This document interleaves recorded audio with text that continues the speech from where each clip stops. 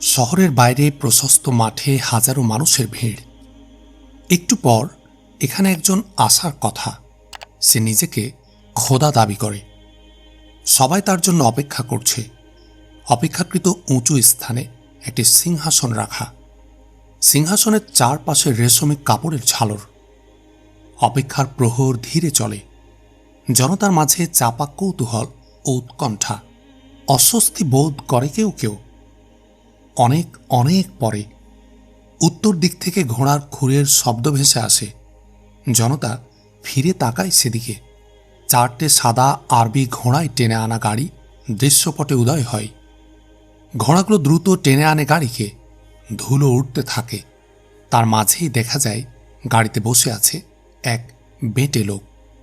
লোকটি সোনালি মুখোশ পরে আছে। তার চেহারা দেখা যাচ্ছে না। তার পেছনে দাঁড়িয়ে চার প্রহরী, সবার কোমরে তরবারি। গাড়ির ডানে বামে আরও কয়েকজন সিপাহী। জনতা সরে জায়গা করে দেয়। ভিড়ের মাঝ দিয়ে ঘোড়ার গাড়ি এগিয়ে যায় সিংহাসনের দিকে। জনতা রুদ্ধ শ্বাসে তাকিয়ে আছে। সিংহাসনের কাছে এসে গাড়ি থেমে যায়। বেঁটে লোকটি গাড়ি থেকে নেমে সিঁড়ি বেয়ে সিংহাসনে ওঠে। তার পিছু পিছু সিপাহীরাও উপরে ওঠে। তারা উঠেই বেঁটে লোকটির সামনে সিজদায় চলে যায়। বেঁটে লোকটি একবার সিপাহীদের দিকে তাকায়।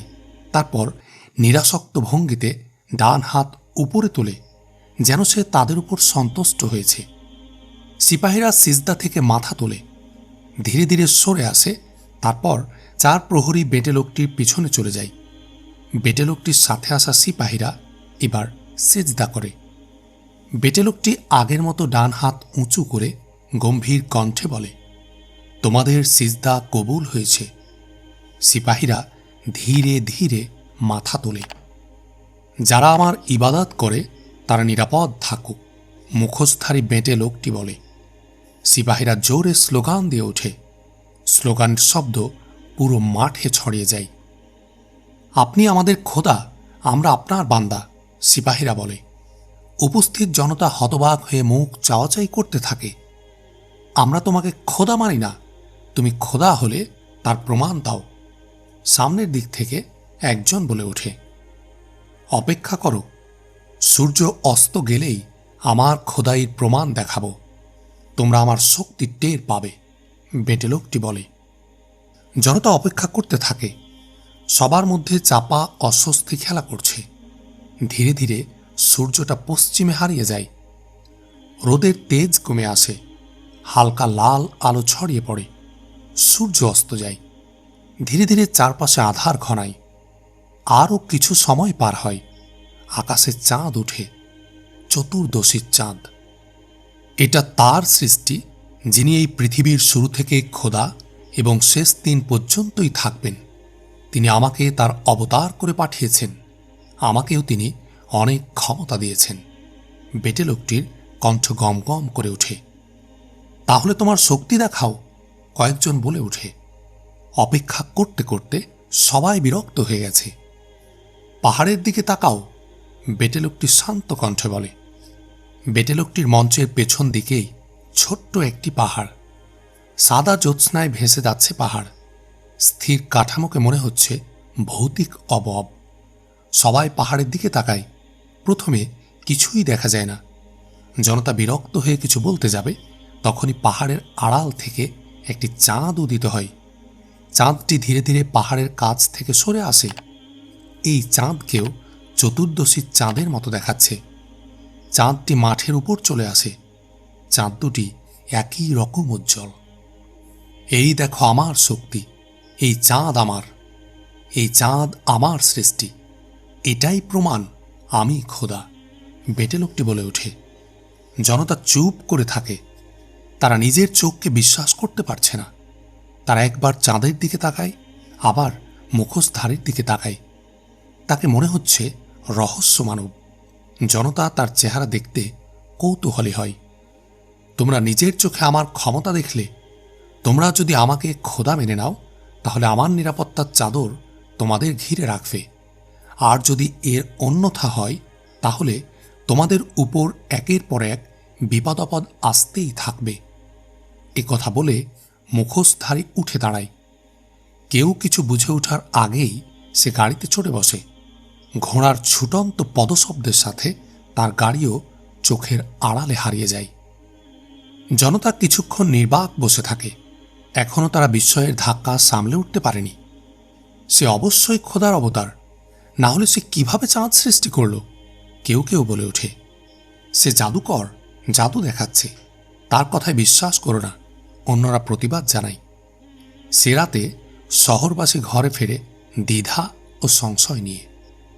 পরবর্তী কদিন দেখা গেল প্রতি রাতে এ নতুন চাঁদটি উদয় হয়, ধীরে ধীরে একটা নির্দিষ্ট জায়গায় এসে থেমে যায়। অনেকেই মুখোশধারীর প্রতি ভক্তি ও শ্রদ্ধা পোষণ করতে থাকে। কয়েকজন সাহসী মানুষ রাতের বেলা সেই মাঠে থেকে নতুন চাঁদটি পর্যবেক্ষণ করে।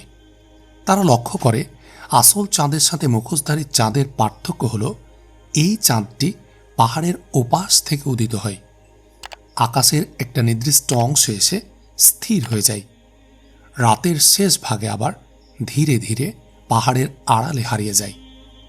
এ কেমন চাঁদ? এই চাঁদের আকার সবসময় একই থাকে, বাড়ে কিংবা কমে না কেন? আর কেনই বা একটি নির্দিষ্ট জায়গায় এসে এই চাঁদ থেমে যায়? এই চাঁদ কেন পূর্ব থেকে পশ্চিমে যায় না? লোকেরা মুখোশধারীকে এমন নানা প্রশ্ন করে। প্রতিটি প্রশ্নের জবাবে সে শান্ত স্বরে জবাব দেয়, দেখো, আসমানে যে খোদা আছেন আমি সে নই, আমি তার সহকারী। আমাকে এটুকু ক্ষমতাই দেয়া হয়েছে। যদি আমার ক্ষমতার উপর তোমাদের আস্থা না থাকে তাহলে যাও, আমার মতো এমন কাউকে খুঁজে নাও, দেখি পাও কি না। তার কথা শুনে কেউ কেউ তাকে খোদার আসনে বসায়, কেউ কেউ ভাবে সে জাদুর খেল দেখাচ্ছে। এটা যদি জাদু হয় তাহলে আরেকজন জাদুকর খুঁজে বের করো, এমন কাউকেই তোমরা পাবে না, মুখোশধারী রাগত স্বরে বলে। কেউ এর চেয়ে বেশি প্রশ্ন করলে মুখোশধারীর প্রহরীরা তাদের উপর হামলে পড়ে। খোদার সাথে বেয়াদবি, তার অপমান করছো, অবশ্যই তোমাদেরকে এর শাস্তি ভোগ করতে হবে, এ কথা বলে তারা মারধর করে। দু একজন তো আঘাতের চোটে মারাই যায়। ধীরে ধীরে মুখোশধারীর বিরোধীরা জীবনের নিরাপত্তার কথা ভেবে চুপ হয়ে যায়। তার ভক্তরা অবশ্য তাকে খোদার আসনে বসিয়ে দেয়। কেউ কেউ উদ্যোগী হয় নতুন চাঁদের রহস্য ভেদ করতে। পাহাড়ের পেছন দিকটায় গেলে এই নতুন চাঁদের রহস্য জানা যেতে পারে, কিন্তু সেখানে যাওয়া সহজ নয়।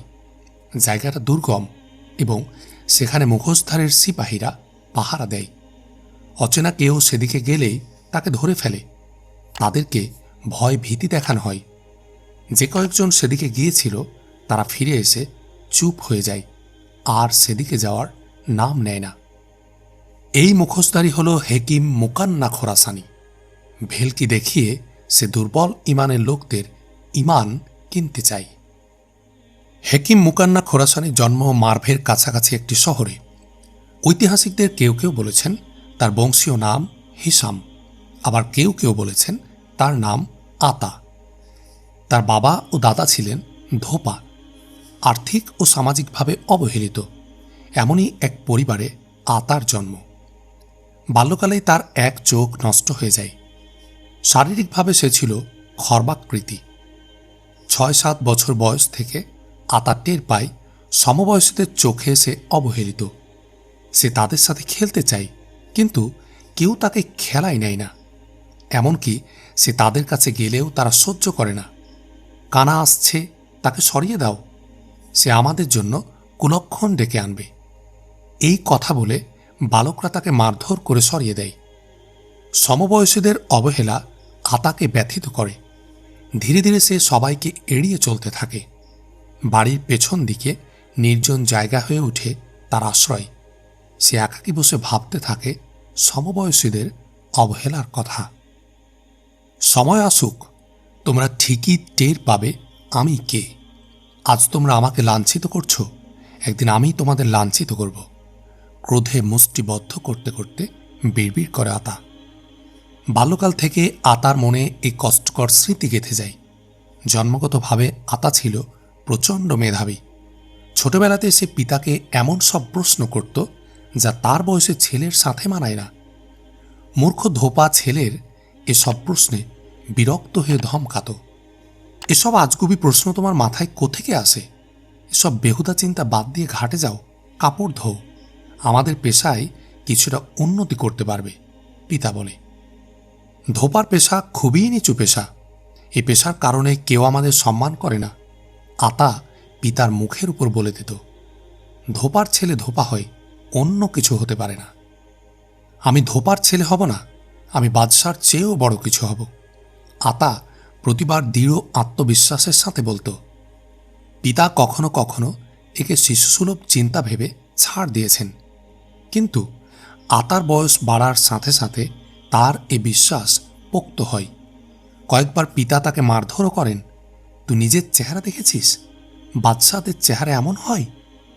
পিতার মারধর ও তিরস্কারের জবাবে আতার মুখে একটি বাক্যই উচ্চারিত হতো, আমি বাদশাদের চেয়েও বড় হব। পিতা তাকে ঘাটে নিয়ে যেতেন, তবে আতা সুযোগ পেলেই পালিয়ে যেত। সে বিভিন্ন মক্তব ও দরসগাহে ঘুরে বেড়াত। শিক্ষকদের বলতো, আমি জ্ঞান অর্জন করতে চাই, কিন্তু পিতা আমাকে পড়তে দেয় না, আপনারা আমাকে সুযোগ দিন। এভাবে সে বিভিন্ন মক্তবে পড়তে বসে। শীঘ্রই শিক্ষকরা তার বিস্ময়কর মেধার পরিচয় পান। সমবয়সীদের তুলনায় তার মেধা ও স্মরণ শক্তি অনেক বেশি। সে একবার কিছু শুনলে আর ভুলে না। উস্তাদরাও যত্নের সাথে তাকে পড়াতে থাকেন। আতার পিতা কয়েকবার শিক্ষকদের কাছে অভিযোগ করেন, আমার ছেলে পাগল হয়ে গেছে, সে আমাদের বংশীয় পেশা ছেড়ে আপনাদের মতো হতে চাই, তাকে একটু বুঝান। আপনি ভুল বুঝেছেন, সে পাগল হয়নি, তার মেধা খুবই প্রখর, সে পড়ালেখা করে অনেক বড় বিদ্বান হবে, সেদিন আপনাদের আর অভাব থাকবে না, সবাই আপনাদের সম্মান করবে, তাকে লেখাপড়া করতে দিন। এ কথা বলে শিক্ষকরা আতার পিতাকে বিদায় করেন। পিতা হতাশ হয়ে তাকে তার মতো চলতে দেন। আতা বেশিরভাগ সময় দার্সগাহে অবস্থান করে। রাতের বেলা কুপি জেলে দুষ্প্রাপ্য বইপত্র পড়তে থাকে। কোনো বিষয় তার কাছে অস্পষ্ট মনে হলে বারবার পড়ে, ওস্তাদদের সাথে আলোচনা করে। বিষয়টি স্পষ্ট হওয়ার আগে সে ক্ষান্ত হয় না। ওস্তাদরা জানে আতা মেধাবী ছাত্র, জ্ঞান অন্বেষণে তার প্রবল পিপাসা। কেউ টের পায় না আতার মনের গোপন কুঠুরিতে ঠিক কী লুকিয়ে আছে। 25 বছর বয়সে আতার প্রাতিষ্ঠানিক পড়াশোনা শেষ হয়। ততদিনে সে চিকিৎসা ও দর্শনে দক্ষতা অর্জন করে ফেলেছে। দূর দূরান্তে তার সুনাম ছড়িয়ে পড়েছে। সে একটি ঔষধ আবিষ্কার করে, যা খেলে বৃদ্ধরাও শরীরে যুবকদের মতো শক্তি অনুভব করে। এ ঔষধের কথা জানতে পেরে দূর দূরান্ত থেকে লোকজন এসে এ ঔষধ কিনতে থাকে। ধনী ও আমিরদের চাকররা এসে আতার গৃহে ধর্ণা দেয়। অল্প কদিনেই আতার পরিবার ধনী হয়ে যায়। আতার পিতা তাদের বংশীয় পেশা ছেড়ে দিয়ে সুখে স্বাচ্ছন্দ্যে দিন কাটাতে থাকে। খোরাসান ও আশপাশের শহরে আতার প্রসিদ্ধি ছড়িয়ে পড়ে। লোকজন তার কাছে আসতে থাকে। সবাই আতার কাছে আসত ঠিকই, কিন্তু মনে মনে তাকে ঘৃণা করত। তার খর্বাকৃতি দেহ, এক চোখ নষ্ট ও কুচকুচে কালো ত্বক কোনো এক অজানা কারণে তার সাথে অন্যদের দূরত্ব সৃষ্টি করে দিত। লোকজন তাকে আড়ালে আবডালে কানা হেকিম বলত। আতার কানে এ কথা পৌঁছলে সে খুব কষ্ট পায়। সে ভাবতে থাকে কিভাবে মানুষের অবহেলা ও বিদ্রূপ থেকে বাঁচা যায়। আতা চেহারা সুন্দর করার উপায় নিয়ে ভাবতে থাকে। সে কিছু ঔষধ তৈরি করে, কিন্তু কোনোটাই কার্যকর হয় না। শেষ উপায় হিসাবে সে একটি বুদ্ধি বের করে। 7-8 দিনের জন্য সে ঘরে আশ্রয় নেয়। এ সময় সে কারো সাথেই দেখা করেনি। হেকিম সাহেব আধ্যাত্মিক সাধনায় আছেন, কাউকে দেখা দেবেন না। আতার কর্মচারীরা এই বলে দর্শনার্থীদের বিদায় দেয়। 8 দিন পর আতা ঘর থেকে বের হয়। তার চেহারায় সোনালি মুখোশ, মুখোশের গায়ে সূক্ষ্ম কারুকাজ। আতার কদাকার চেহারা হারিয়ে গেছে মুখোশের আড়ালে। পরের কটা দিন লোকেরা আবিষ্কার করল অন্য আতাকে। আতার চেহারার কদর্যতা আর ভাবায় না কাউকে। তার চেহারায় সোনালি মুখোশ, চোখ ও নাকের জায়গায় ছোট্ট ছিদ্র। আরবিতে মুখোশ পরিহিতদের বলা হয় মুকান্না। ধীরে ধীরে আতাকে সবাই মুকান্না নামে ডাকতে থাকে। এই নামের আড়ালে চাপা পড়ে যায় আতা ও হিসাম নামদ্বয়। পরবর্তী বছরগুলোতে মানুষ তাকে চেনে হেকিম মুকান্না আল খোরাসানি নামে, যে নামের সাথে একই সাথে মিশে আছে ঘৃণা ও বিস্ময়। মুকান্নার মনে আছে তার বাল্যকালের কথা, সমবয়সীদের অবহেলা, পথিকের চোখে ঘৃণা, সবই মনে আছে। পরিস্থিতি অনেক বদলেছে, এখন তার অনেক ভক্তও জুটে গেছে। কিন্তু মুকান্না এতেই সন্তুষ্ট নয়, সে আরও বেশি কিছু চায়। বাল্যকালে সে পিতাকে বলতো, আমি বাদশার চেয়েও বড় হব। সে কথা এখনও সে ভুলেনি, তাকে অনেক বড় হতে হবে, বাদশার চেয়েও বড়। মুকান্না পুনর্জন্মবাদ সম্পর্কে পড়াশোনা করেছিল। হিন্দুদের অনেকে এই মতবাদে বিশ্বাস করে। এই মতবাদ অনুসারে আত্মা চিরস্থায়ী ও অবিনশ্বর। কেউ একবার মারা গেলে আবার সে নতুনভাবে জন্ম লাভ করে। আগের জন্মে পুণ্য করলে পরের জন্মে সে সুন্দর মানুষের মতো জন্মগ্রহণ করবে, আর আগের জন্মে পাপ করলে সে পশু পাখি হয়ে জন্মগ্রহণ করবে। মুকান্না এই মতবাদকে তার কাজে লাগায়। সে তার সহচরদের বলে, আমি তোমাদের একটি বিশেষ খবর শোনাব। আমার কথা মতো চললে তোমরা সুখে থাকবে। শহরবাসীকে আমার ঘরে আসতে বলো। এক বিশেষ দিনে মুকান্নার গৃহের সামনে অনেকেই ভিড় করে। দিনটি ছিল আলোকোজ্জ্বল। মুকান্নার মুখোশে রোদ ঝলমল করছে। আমি তোমাদের একটি বিশেষ সংবাদ দিতে চাই। আমার কথা তোমাদের কাছে নতুন মনে হতে পারে। বিশ্বাস রাখো আমার উপর, আমি মিথ্যা বলছি না। আমি পৃথিবীতে স্রষ্টার অবতার। তিনি যুগে যুগে পৃথিবীতে নিজের অবতার পাঠিয়েছেন। আমিও এমনই একজন। মুকান্না ধীর কিন্তু দৃঢ় কণ্ঠে বলে। তোমার এই কথার প্রমাণ কি? একজন দাঁড়িয়ে প্রশ্ন করে। খোদা প্রথমে আদম আলাইহিসসালামকে তার অবতার বানান। এজন্যই ফেরেশতাদের বলেছিলেন তাকে সিজদা করতে। ইবলিস তাকে সিজদা না করায় বিতাড়িত হয়, কারণ আদম আলাইহিসসালাম ছিলেন স্রষ্টার অবতার। এভাবে অন্যান্য নবীরাও ছিলেন অবতার। তোমাদের এই সময়ে আমি খোদার অবতার, অর্থাৎ জমিনের খোদা। এখন আমি তোমাদের প্রভু। তোমরা আমাকে মেনে চললে সুখের সন্ধান পাবে। মুকান্নার কথায় অশিক্ষিত অনেকের বিশ্বাস চলে যায়। কেউ কেউ তাকে অলৌকিক কিছু দেখাতে বলে। মুকান্না দর্শন ও বিজ্ঞানের পাশাপাশি জাদুবিদ্যাতেও পারদর্শী ছিল। সে আমু দরিয়ার তীরে একটি কূপে একটি কৃত্রিম চাঁদ তৈরি করে লুকিয়ে রাখে। রাত হলে এই চাঁদ ধীরে ধীরে উপরে উঠত। নির্দিষ্ট এক স্থানে এসে এই চাঁদ থেমে যেত। চাঁদটি ছিল চতুর্দশীর চাঁদের মতোই উজ্জ্বল। রাতের শেষ প্রহরে এই চাঁদ আবার নেমে যেত। মুকান্নার তৈরি এই কৃত্রিম চাঁদ দেখে তার প্রচুর অনুসারী জুটে যায়। তারা তাকে খোদা বলে মেনে নেয়। খোরাসানের বাসিন্দারা ছিল মূর্তি পূজক। ইসলামের আগমনে তারা ইসলাম গ্রহণ করলেও অনেকেই তাদের পুরনো ধর্মের বিশ্বাস থেকে বের হতে পারেনি। বিশেষত তাওহীদ সম্পর্কে তাদের পরিষ্কার জানাশোনা না থাকায় তারা সহজেই মুকান্নার কথায় প্রভাবিত হয়। মুকান্নার পূর্বে আবু মুসলিম খোরাসানিও অনেককে বিভ্রান্ত করে ফেলেছিল। পরে যাকে হত্যা করা হয়।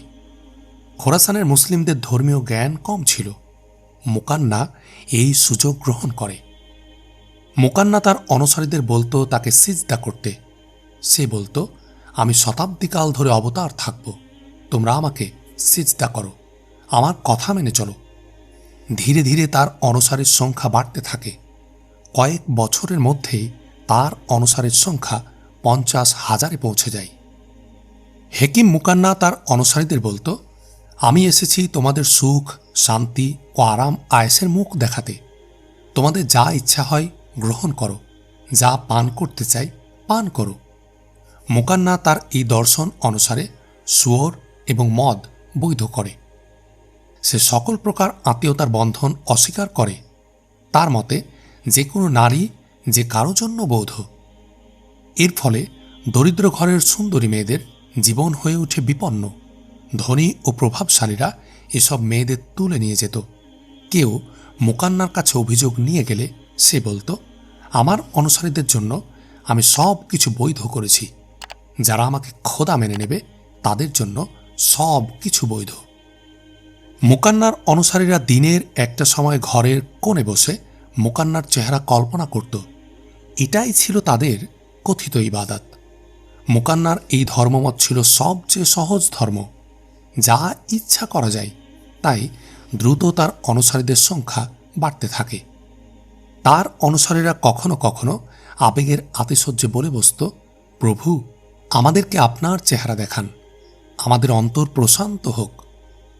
বেকুবের মতো কথা বলো না, সৃষ্টি কখনো স্রষ্টার চেহারা দেখতে পারে না। আমার চেহারা দেখলে তোমরা সহ্য করতে পারবে না। মুকান্না ক্রোধের সাথে জবাব দিত।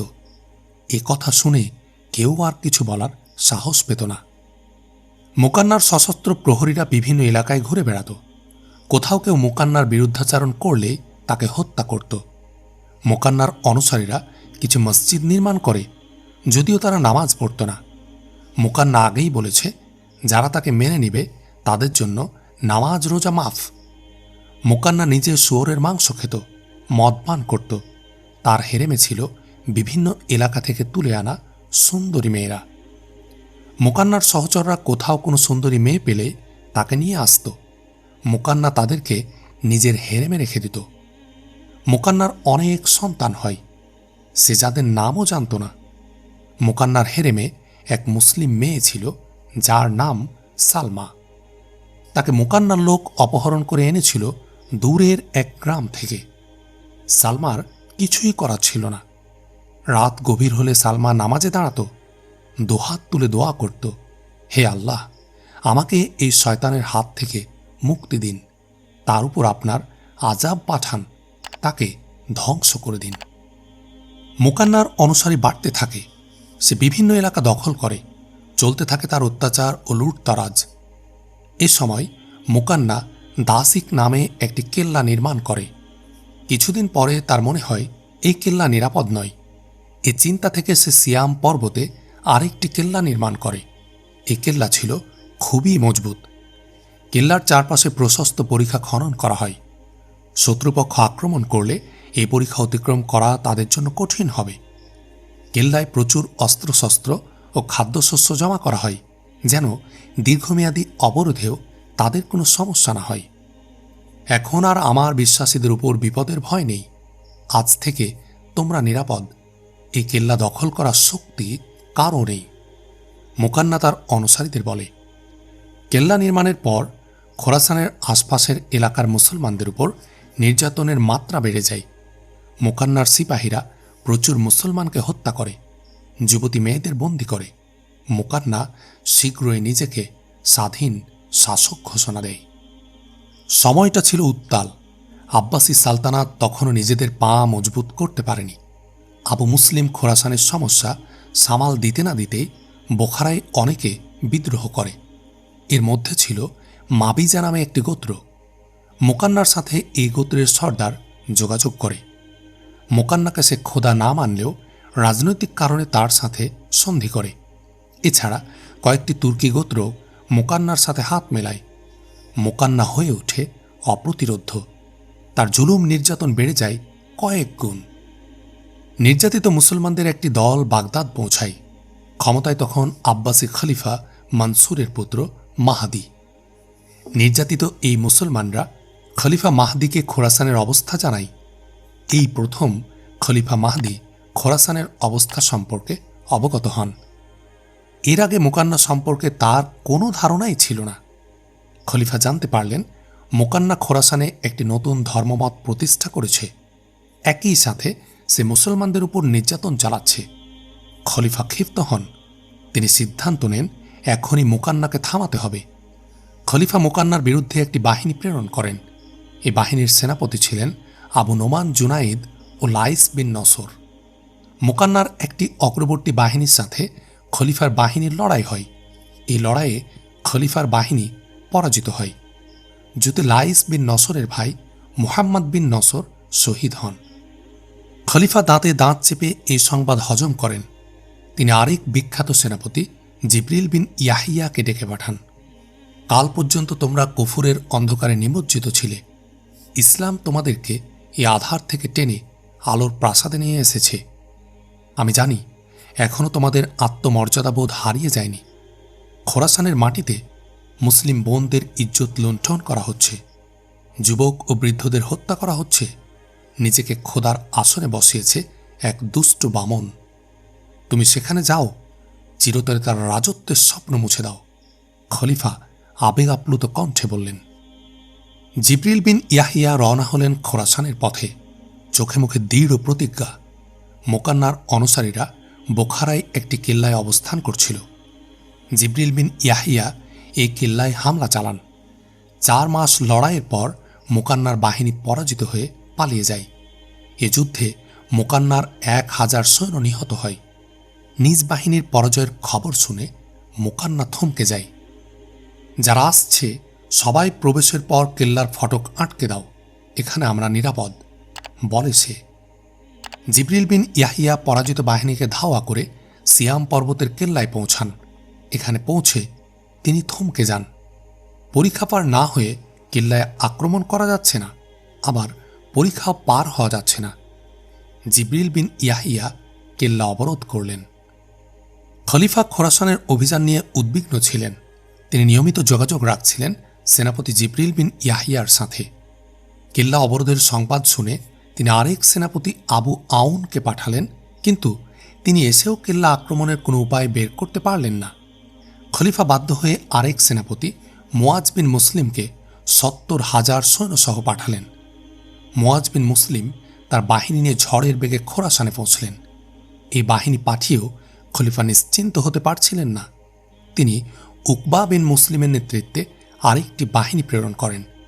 উকবা বিন মুসলিম দ্রুত এসে মুয়াজ বিন মুসলিমের বাহিনীর সাথে মিলিত হয়। এই দুই বাহিনী একত্রে তাওয়ালিস অঞ্চলের একটি কেল্লায় আক্রমণ করে। তা মুকান্নার বাহিনীর দখলে ছিল। এই যুদ্ধে মুকান্নার বাহিনী শোচনীয়ভাবে পরাজিত হয়। মুকান্না পরাজয়ের সংবাদ শুনে সতর্ক পদক্ষেপ নেয়। সে বুঝতে পারে খোলা ময়দানে মুসলিম বাহিনীর মোকাবিলা করতে পারবে না। সে তার বাহিনীকে কেল্লাতেই অবস্থানের নির্দেশ দেয়। মুয়াজ বিন মুসলিম এসে অবরোধের নিয়ন্ত্রণ নেন। তার সহকারী ছিলেন সাঈদ বিন আমর। দুর্ভাগ্যজনকভাবে কয়েকদিনের মধ্যেই মুয়াজ বিন মুসলিমের সাথে সাঈদ বিন আমরের কথা কাটাকাটি থেকে তীব্র ঝগড়া হয়। এমনকি সাঈদ বিন আমর খলিফার কাছে পত্র লিখে বলেন, যদি আমাকে একা এ অভিযানের দায়িত্ব দেয়া হয় তাহলে আমি শীঘ্রই মুকান্নার কেল্লাকে মাটির সাথে মিশিয়ে দেব। খলিফা সাঈদের কথা মেনে নেন। মুয়াজ বিন মুসলিমকে বাগদাদে তলব করা হয়। মুয়াজ বিন মুসলিম বাগদাদ ফিরে যান, কিন্তু তার ছেলেকে সাঈদ বিন আমরের বাহিনীতেই রেখে যান। সাঈদ বিন আমর পরীক্ষা অতিক্রমের অনেক চেষ্টা করেন, কিন্তু প্রতিবারই ব্যর্থ হন। মুসলিম বাহিনী অবস্থান করছিল খোলা ময়দানে। প্রতিকূল আবহাওয়া সহ্য করতে হচ্ছিল। এছাড়া মুকান্নার বাহিনী আচমকা তীর নিক্ষেপ করে অনেক মুসলমানকে হত্যা করছিল। এত কিছুর পরেও মুসলমান বাহিনী মনোবল হারায়নি। সাঈদ বিন আমর নিজেই সিদ্ধান্তে অটল ছিলেন, যে কোনো মূল্যে মুকান্নাকে পরাজিত করবেনই। সাঈদ বিন আমর কাঠ ও লোহার কিছু সিঁড়ি নির্মাণ করে পরীক্ষা অতিক্রমের চেষ্টা করেন, কিন্তু এই চেষ্টা সফল হয়নি। উল্টো অনেকে প্রাণ হারায়। সাঈদ বিন আমর খলিফাকে বিস্তারিত জানিয়ে পত্র লেখেন। সে সময় ভারতবর্ষের সিন্ধ অঞ্চল ছিল আব্বাসী সালতানাতের শাসনাধীন। খলিফা মাহদি কজন কর্মচারী পাঠিয়ে সেখান থেকে প্রচুর চামড়া সংগ্রহ করেন। গরু ও ছাগলের চামড়া সাঈদ বিন আমরের কাছে পাঠানো হয়। সাঈদ বিন আমর এসব চামড়ায় বালু ভরে চামড়া সেলাই করে দেন। তারপর বালু ভর্তি বস্ত্রা সাদৃশ চামড়াগুলো পরীক্ষাতে ফেলা হয়। পরীক্ষার একদিক ভরে যায়। কেল্লায় হামলা চালানোর সুযোগ সৃষ্টি হয়। সাঈদ বিন আমর এবার প্রচণ্ড শক্তিতে আক্রমণ করেন। কেল্লার পতন আসন্ন বুঝতে পেরে মুকান্নার সেনারা গোপনে সাঈদের সাথে যোগাযোগ করে। তারা জানায় তারা তওবা করে মুকান্নার পক্ষ ত্যাগ করবে, বিনিময়ে তাদেরকে জীবনের নিরাপত্তা দিতে হবে। সাঈদ এ শর্ত মেনে নেন। মুকান্নার 30,000 সৈন্য সাঈদ বিন আমরের কাছে আত্মসমর্পণ করে। মুকান্না নানাভাবে তাদের থামাতে চেয়েও সফল হয়নি। তুমি যদি খোদা হতে তাহলে এখানে বসে থাকতে না, আরও আগেই মুসলিম বাহিনীকে বিপদে ফেলে ধ্বংস করে দিতে। এই বলে মোকান্নার সৈন্যরা কেল্লা থেকে বের হয়ে যায়।